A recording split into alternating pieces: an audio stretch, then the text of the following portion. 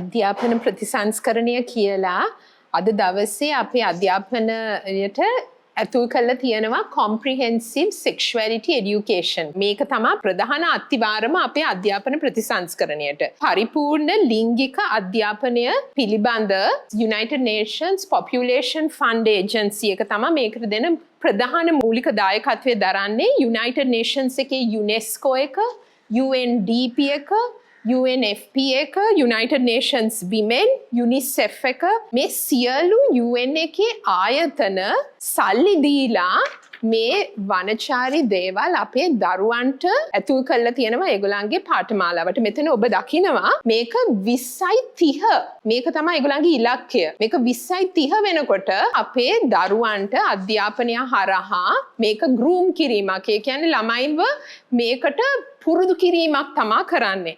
කොහොමද මේක කරන්නේ? comprehensive sex education කියලා මෙතන මම ඔබට පෙන්නනවා. සංකල්ප 8 ඒගොල්ලන් එන්න හදන්නේ අවුරුදු 5 සිට 8 දරුවන්. ඒක එක කාණ්ඩයක්.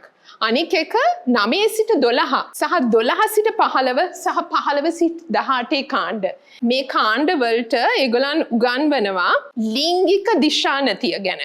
ප්‍රේමවන්ත සම්බන්ධතා. මේ 8 හරහා දිගින් දිගටම පෙන්නලා තියෙන ලිංගිකත්වය.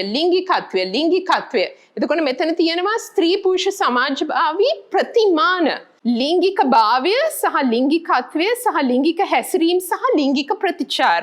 මේ දිගින් දිගට මේ 8 හරහා මේ විකෘතිතාවය සමාජගත කරන්න හදනවා. එතකොට මෙන්න මෙතන ශ්‍රී Lanka National Early Childhood Education Framework ප්‍රධාන ආයතන 3ක් තියෙනවා. UNICEF එකයි, National Institute of Education Sri Lanka සහ ශ්‍රී ලංකා අධ්‍යාපන අමාත්‍යාංශය.